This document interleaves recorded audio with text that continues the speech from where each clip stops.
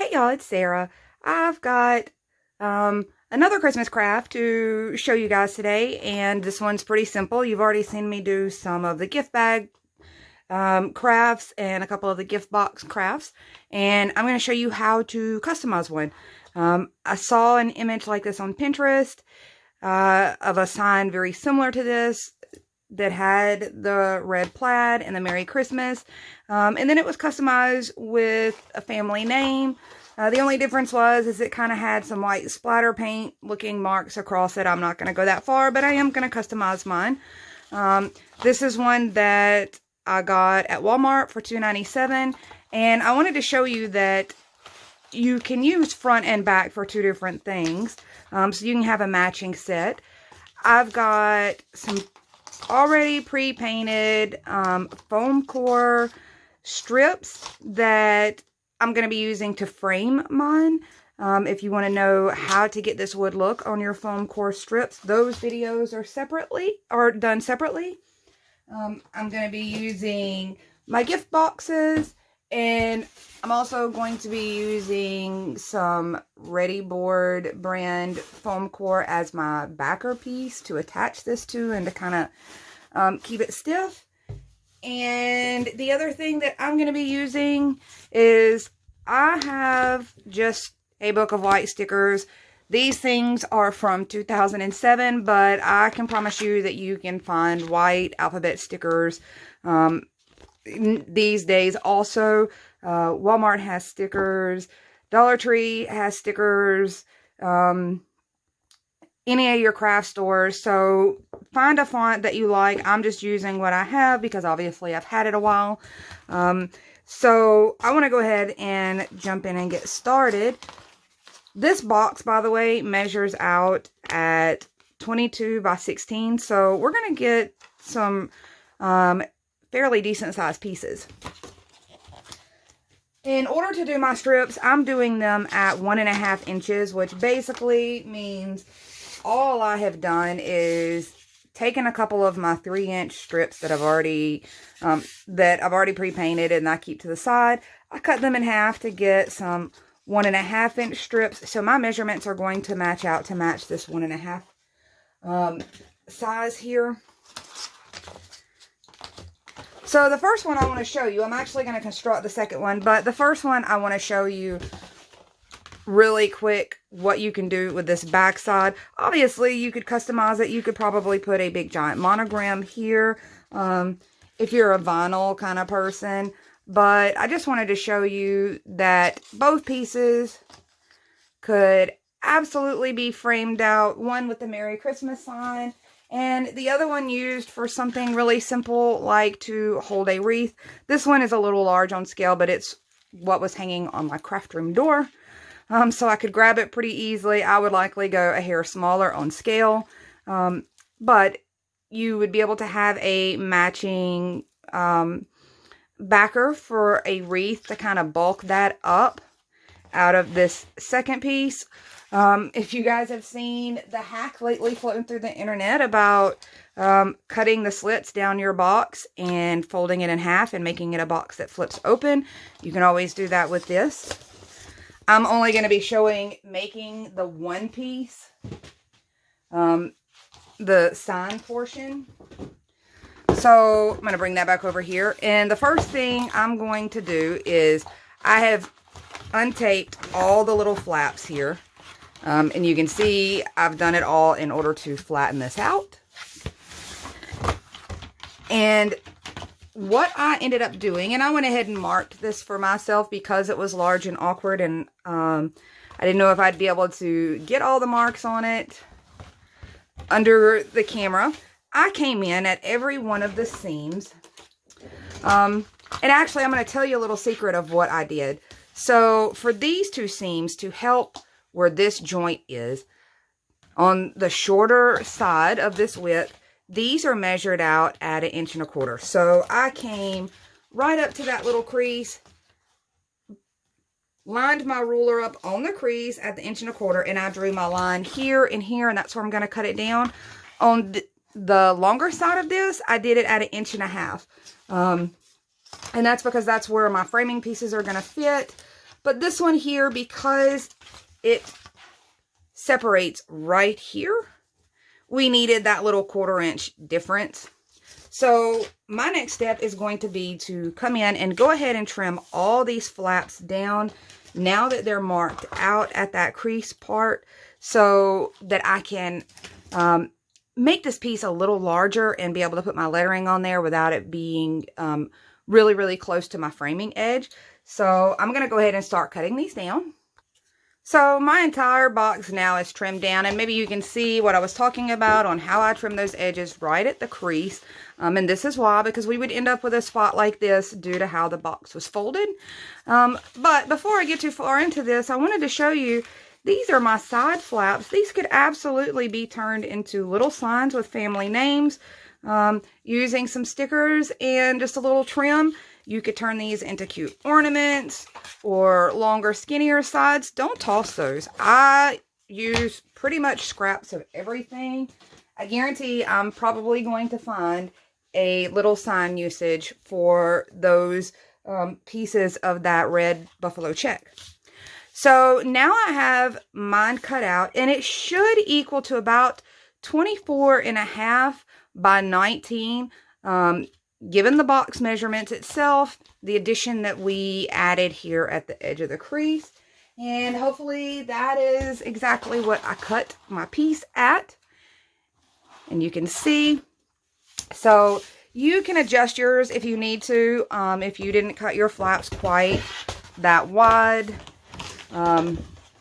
If you went a little smaller. But you'll see when the framing lines up why I chose to kind of map it out at that flap portion rather than just going right along here. Because had we put a frame right along where that was, it wasn't going to leave very much room to really add much customization to this. I could have gone with a narrower frame, but I wanted a little thickness, just given the size of what this is.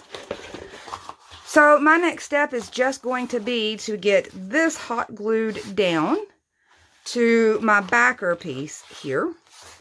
And you probably, this is a pretty quality box. It's pretty heavy duty. You might could get away with this without it. It would get a little awkward right here where you're trying to do that part, but it could still be done.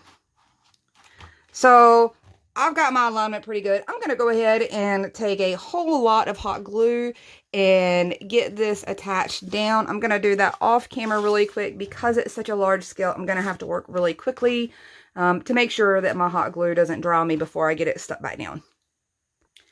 I've got my little fella glued down pretty nicely now. It's pretty secure. Like I said, this was a really thick, stiff box, so it made it very, very easy to get it attached to my foam core backer. So my next step is going to be to make the framework for this. And in order to measure out your frames, I'm going to go ahead and do a mitered frame on this one. And I'm going to walk through really quick. I know some of you guys that gets repetitive, but some people still struggle a little with those stubborn miters. So in order to measure out to do a mitered frame, you want to go the full length and the full width. We're not adding any extra length to get that point for that miter. We are literally going at the exact length of our longer sides and our shorter sides. So you can kind of see from here that I'm going to cut straight along this edge and straight along that edge. And I've got everything pretty much marked out and measured out. I'm going to go ahead and trim these down. They should trim down to the 24.5 by the 19. I know those measurements came out weird. I hate when that happens and they're odd numbers, but given the span of the box and the crease and all of that, that's just kind of where they worked out to be. I've got all my pieces cut down, and I wanted to show you really quick what I mean about the measurements. You can see that this runs literally from edge to edge on the height and length to length on the width. So now to show you guys how to come in and miter this down. So my framework is 1.5 inches. And I'm going to show you the easiest way I know to teach you guys to get a good mitered edge. So since this strip is 1.5 inches, I'm going to come over here and I'm going to measure out 1.5 inches, and I'm going to make a perfect square right on the end of that. Now, once I do that, I'm going to come in from one edge of that square to the other. So from one corner to the other, I'm going to start up here so I get a good pressure to zip through that small little piece. And I'm going to do the same thing on this end, and I want to make sure that my long point is at the same edge, so along this same edge. So I want to make sure that my point goes up that way. I'm going to come in and do the same thing. I'm going to mark out this 1.5 inches to make sure that I've got my square going here. Because when you make a square, you've got 90-degree corners. When you go in half at that 90-degree corner, that gives you a 45-degree. So same thing. I'm going to go here, pop that through. And now you can see what I mean about the longer section being on one side of this strip. So it turns and makes that shorter the shorter part on the other side. So you're going to do this to all 4 of your frame pieces on each end. All my framing pieces are trimmed down. The only thing I'm going to do is come in with my still saturated sponge that I use to paint my edges with. And I'm just going to pop a little paint on there so that when they connect, when you meet these guys up, you don't happen to see any of that white space under there. So really you only have to have that kind of top portion. You don't even have to do that super great. Just kind of that little top edge there so that you don't have the white showing when you bump these pieces up together. Now that all my little kind of pointy edges are painted up, I can go ahead and start gluing these down. And for this particular one, because I've still got stickers that I want to add, I am only going to glue 3 sides down so that I don't rest my elbow or my arm down on this bottom section while I'm applying my stickers and bend up that little bit of thin foam core that we've used to make our frame.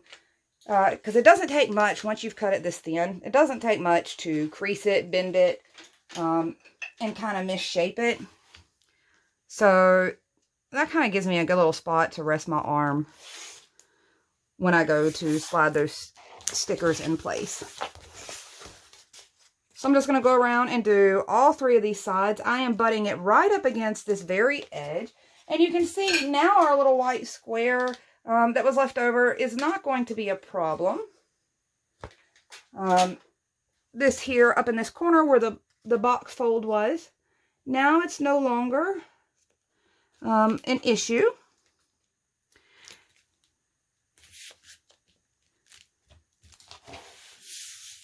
And I'm just trying to make sure that it adhered down really well so that when I go to paint my edges, where this white part is, that those pieces are glued nicely enough to almost look like one single frame piece down the side.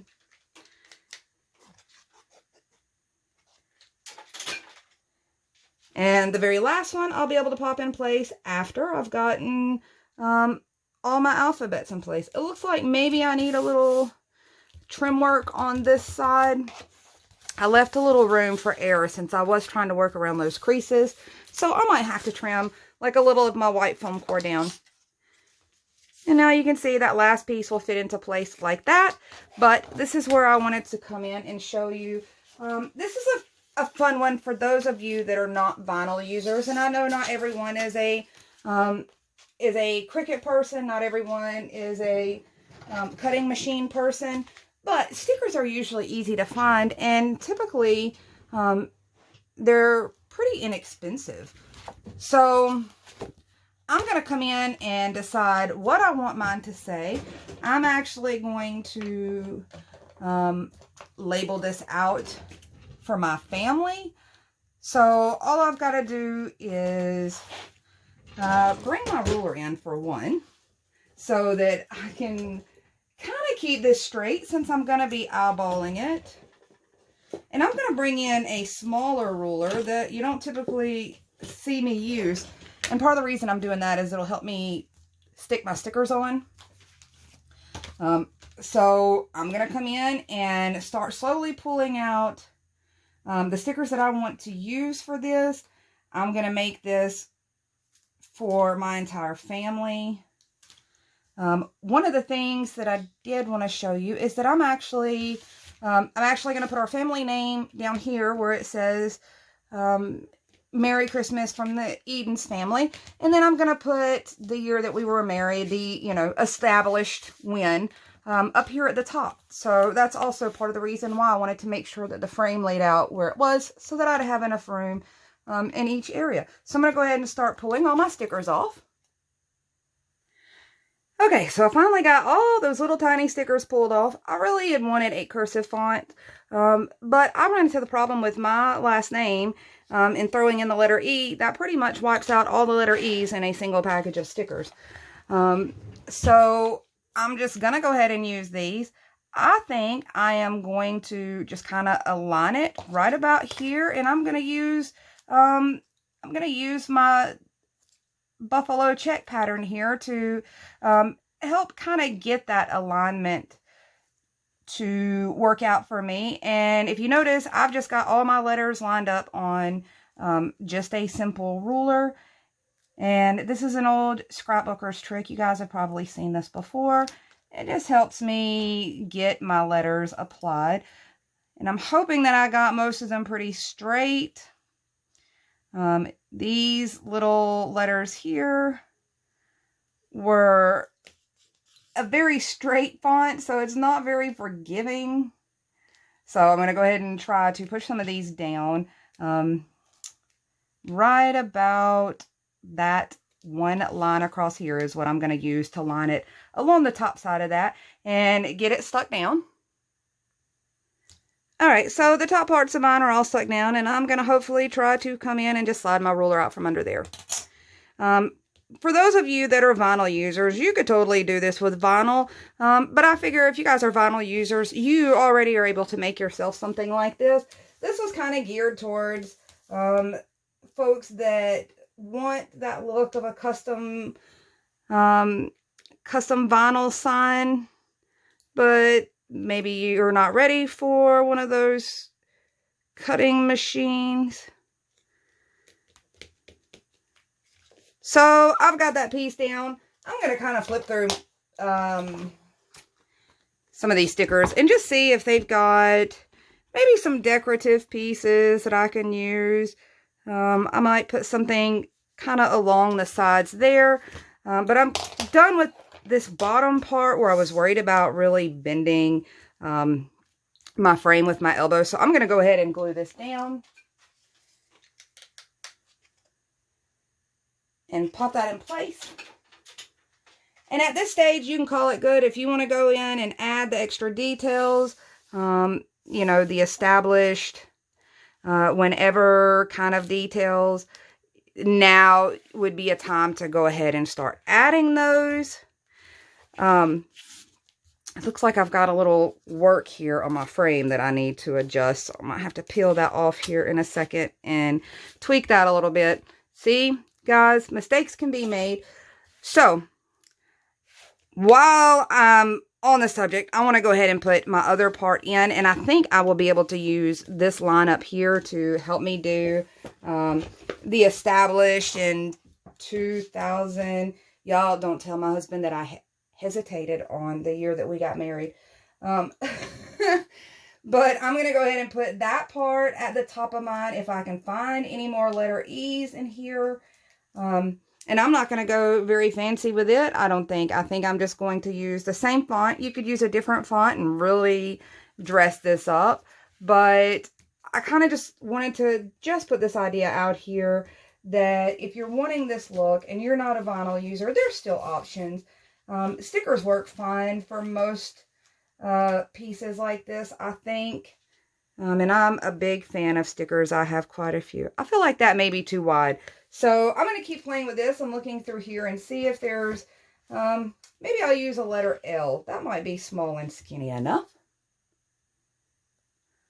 So what I ended up doing is I cut one of my little skinny letter I's to make my little embellishment kind of pieces here to flank our name, since our name is on here pretty small.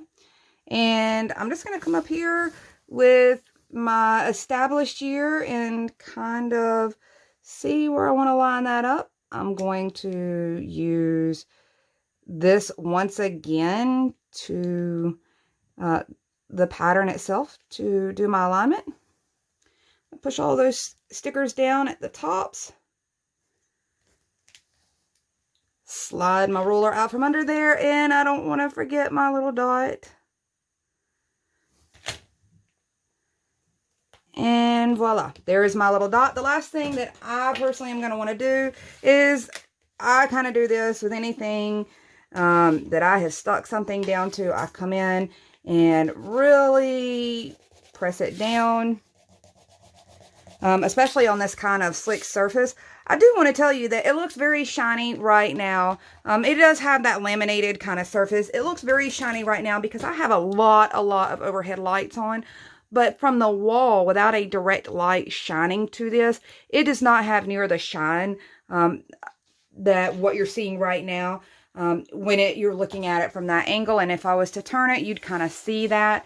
But there you go. There is a customizable family kind of welcome sign. And don't forget, you can do the other piece to be a coordinating piece to this, or the other side to be a coordinating piece, and that's it. This is all I got for you, folks. I just wanted to go ahead and do one like this because I was too lazy to do the entire thing in vinyl, and this did pretty much most of the work for me. This box was really, I think, a great value from Walmart, given the size of this box and the strength and durability of this box. So even as a gift box, I really like this one. So that's all for me. I hope you guys get a chance to do a little last minute crafting, and I hope to talk to you guys soon. Bye, y'all.